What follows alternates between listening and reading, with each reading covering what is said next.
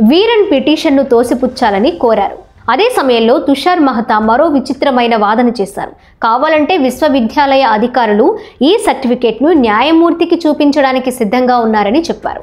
మోదీ సర్టిఫికేట్లను న్యాయమూర్తికి చూపిస్తాం కానీ బహిరంగపరచమని వాదించారు. చోద్యమో ఏమో అంతుపట్టలేదు. న్యాయమూర్తికి తెలిసిన సత్యం ప్రజలకు తెలిస్తే నష్టమేంటో అంతుపట్టదు. అయితే తుషార్ మెహతా వితండవాదం చూస్తే మోదీ అధికారంలోకి వచ్చినప్పటి నుంచి న్యాయ వ్యవస్థను గుప్పెట్లో పెట్టుకోవడానికి ప్రయత్నిస్తోందన్న ఆరోపణలకు మరింత బలం చేకూరింది. ఈ ఆరోపణలను తోసిపుచ్చలేని హైకోర్టు విచారణ అసలు ఆ సర్టిఫికెట్లు చూపించిన అవసరం లేదని వింతైన తీర్పు చెప్పింది.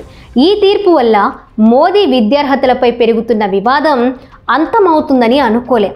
మోదీ ఎంఏ డిగ్రీకి సంబంధించిన కేసు ఇంకా గుజరాత్ హైకోర్టు విచారణలో ఉంది. గుజరాత్ హైకోర్టు తీర్పు భిన్నంగా ఉందనుకోలేం. ఢిల్లీ హైకోర్టు చేర్పులో మరో విచిత్రమూ ఉంది.